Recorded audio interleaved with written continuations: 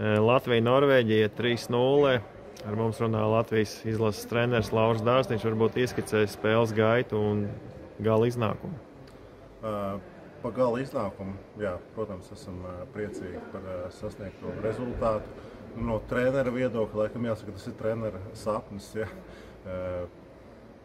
Mazs rezultāts, 0 ielaisti vārti, ja, jo no aizsardzības viedokļa, es domāju, mēs aizvadījām tiešām tādu saturīgu spēli, vai kā tas spēles sākums bija, varbūt ar Norvēģu ripas kontrolas pārsvaru, bet tomēr spējām limitēt un teiksim, tā neļaut izveidot tādas ļoti kvalitatīvas vārtu pūšanas iespējas Norvēģiem.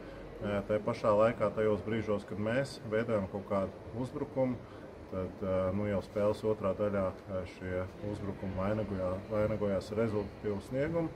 Un kopumā, jā, skaidrs, ka jebkura uzvara ir patīkama un prieks, kad esam šo turnīru uzsākuši uz tādas uzvaras nots, bet tā sajūta ir, kad protams, ir rīt pretīm svarīgs pretinieks un gribam, ka beidzot jūtam, ka tas laiks ir pienācis to Kaufland kausu atvest uz Latviju.